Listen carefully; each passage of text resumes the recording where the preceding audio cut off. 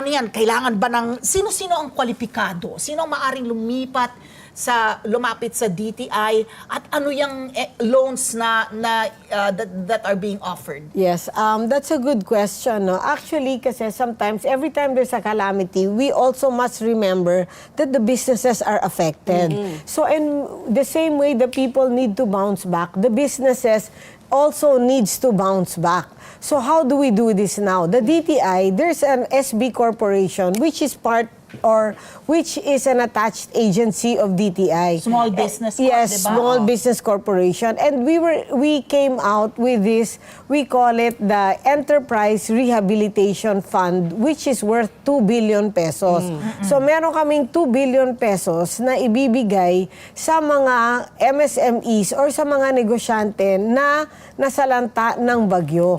So yun ang ano natin, no? This loan can be we can get this loan or we can avail this loan by going through the website of SB Corp, which is sbcorp.gov.ph, and there's a 7 days processing ng loans na ito.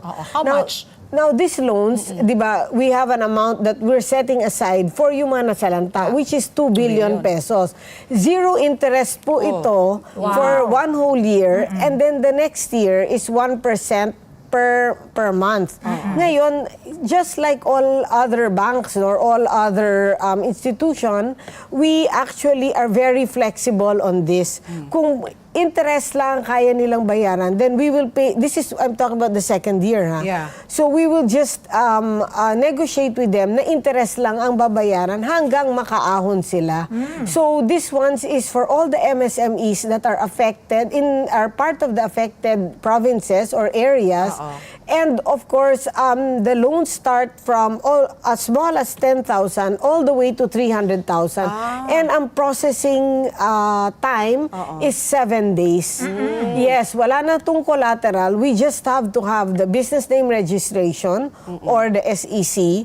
We must also have the permits that that are really needed to secure na talagang legit tayo na negosyante. And after that, there's already no need for collateral ito. So after that, mapoprocess na nila yung loans para makabalik na tayo sa normal na pagnenegosyo. So online lang talaga, mag-a-apply ka Yes, online. apply tayo online dun sa sbcorp.gov.ph. Just in case may problema kayo, no? You can also go to report to SEC at dti.gov.ph. So yes, we can report that to me because that goes straight to my office para at least ma-address namin itong because actually we really want to get the MSMEs going because hindi makaunlad ang isang town or province or let's say city hanggang hindi makausad ang mga negosyo. So speaking of yung mga nasalanta, Sec Chris, no, yung price freeze rin po dito sa mga lugar na nasalanta, that's effective already. Bawal po talaga magtaas ng mga... Yes, bawal talaga magtaas ng presyo and this is a 60 days, 60 days.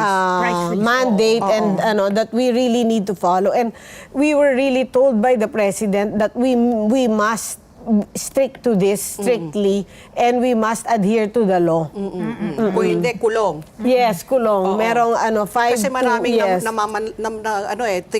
they take advantage. Yes, they take advantage. Yung mga nagpo-profiteer dito sa we are closely monitoring this. In fact, every day, umiikot talaga. Because in the DTI, meron tayo yung Consumer Protection Department, no? And we call it now the Fair Trade Group, which they really monitor first the prices. They also monitor all the people that to make sure that there are people that are not profiteering from this situation.